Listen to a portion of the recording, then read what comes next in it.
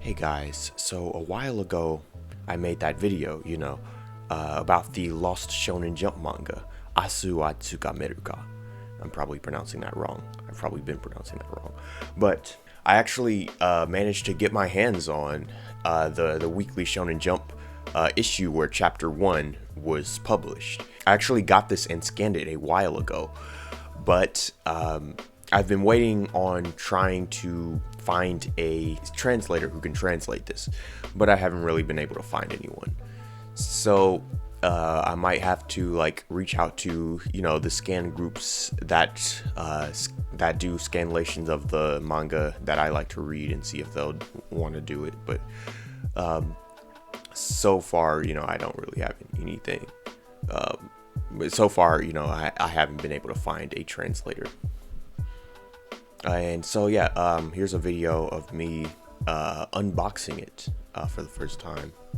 I'm actually not sure if I should be using this, but I'm gonna try not to cut too deeply. Okay, I'm fucking it up. All right, let's see.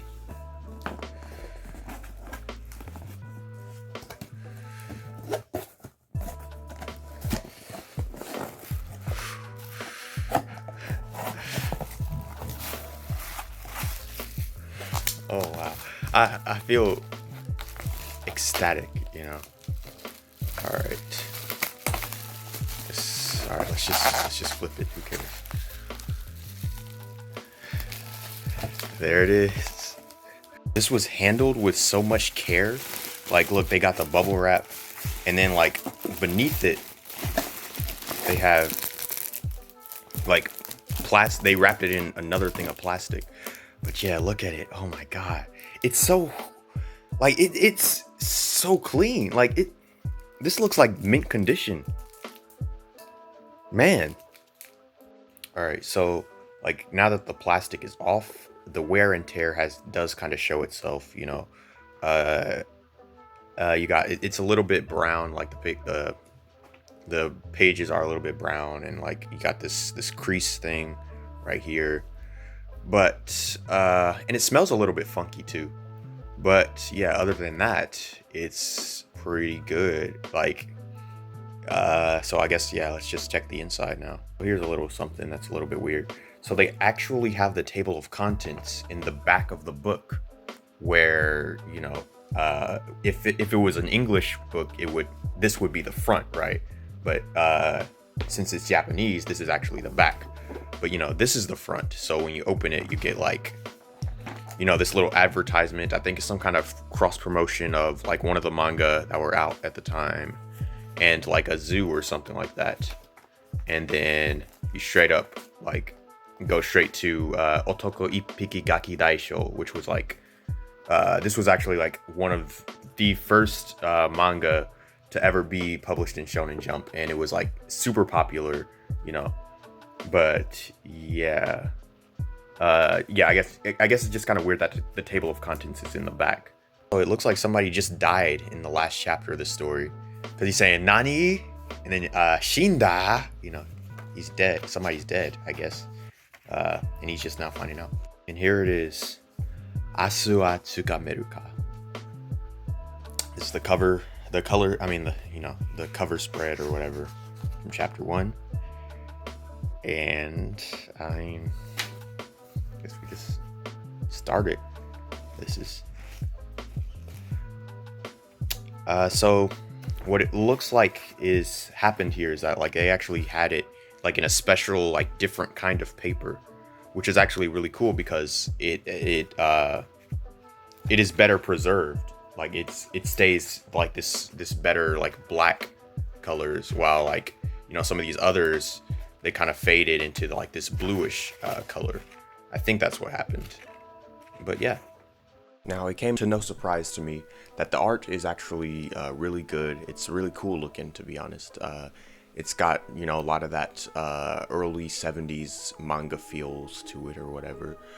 And it's also got some things that Toru Shinohara did pretty often, because I read some other manga from him for researching Grasp of Tomorrow, and so one of the things that I really like that he does is this, like, he does a large panel, sometimes almost like an entire page wide panel of like kind of like an establishing shot of like the location, you know, the landscape, the buildings, whatever. It's got like really good details and stuff to it. That's what I really like. So what is the story actually about? So it's hard to kind of put a finger on that exactly, since I don't have any translation. But based on like the little bit of Japanese that I do know, that I was able to kind of pick up while reading through it, was that the main character's name is Tatsuya Hayami. And there's something going on with his father, that like some dude, that this old guy that you see here, he wants something to do, like, I don't really know exactly, but he wants something to do with him, and that something is something that like Tatsuya is apparently pretty sensitive about, or something like that, because, you know, like as soon as he asks for that thing that he needs or whatever, Tatsuya just straight up punches him, you know. And then some goons kind of get up on him, and then they fight for a little bit, and then Tatsuya's older brother, he comes in and he pulls Tatsuya away. After that, they have like this little talk about something to do with their dad, and it seems like they don't really know what exactly is up. What I'm thinking is probably the case is that like his dad has some kind of like huge debt or something that they have to pay, or something like that. Maybe like the dad passed away recently or something, and like he had like a huge debt that now is plopped upon the Tatsuya and his brother. Like I thought in the video, the girl on the cover is actually like his girlfriend or something like that, and you know, they're kind of like hanging out in another scene. And so like then the goons, they come back and they're trying to chase after Tatsuya again, and now with the girl, you know, is also, you know, there. He fights them off, and then they kind of like escape, and it seems like they're gonna run off to somewhere. And yeah, that's kind of the end. One thing that I noticed about this this first chapter is that it's only 20 pages, and usually for a Shonen Jump series nowadays, you get like 50 something pages, like 56 pages or something like that. And what that does, obviously, is that helps establish a lot and get a lot of things that we need to know, like kind of, you know, out of the way, so that, you know, the more interesting stuff can happen in the later chapters. But this kind of suffers from only having 20 pages because like not very much can be established, you know. The only character that actually is named, if I'm reading correctly, is Tatsuya. The old guy wasn't named, the goons aren't named, of course, so which, no surprise there, but Tatsuya's brother isn't named, and neither is the girl. So like we don't even know who they are yet. So I am pretty interested in this series, you know, as interested as, you know, it gets, because, you know, there's only 10 chapters or whatever. If I can get a good translator, and maybe if, you know, you guys are willing to like stay invested in the story or whatever, then I can see if I can try to you know, get my hands on the rest of the story. There's also some other manga that were published like in Shonen Jump in the same issues that Grasp Tomorrow was published in, you know, so I can like grab those too, like Wakai Arashi, which is the manga I mentioned at the end of the video, which was about the guy, well, I don't know what it was about actually, but it was written by a guy who had survived the nuclear explosion, and I kind of want to make a whole video about that too. That author and Wakai Arashi and like some of his other works, he also wrote Barefoot Gen, which is, you know, the iconic thing that he's really known for, right? But I want to see if Wakai Arashi was like, maybe it was, I don't know, maybe it was some kind of like spiritual predecessor, or I don't know, something like that. I don't know. But so yeah, and also Genyaku Seisho, which was written by like the manga author that I said in the video, who admitted to killing someone. I kind of want to make a video about him too. There actually was a chapter of Genyaku Seisho.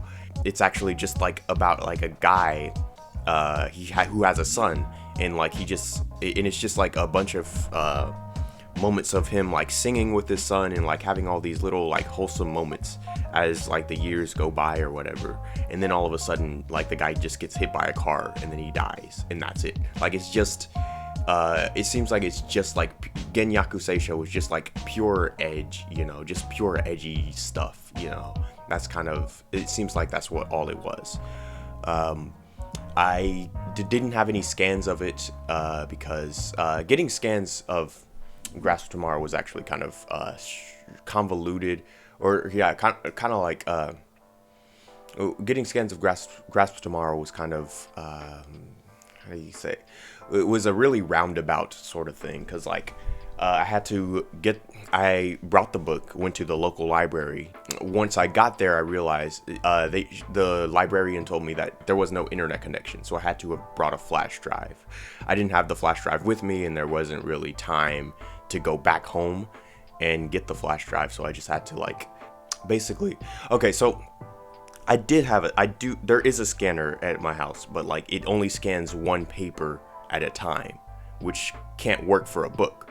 So like I had to copy each page and then take them home and then scan each page scan the copied pages because it was very roundabout, but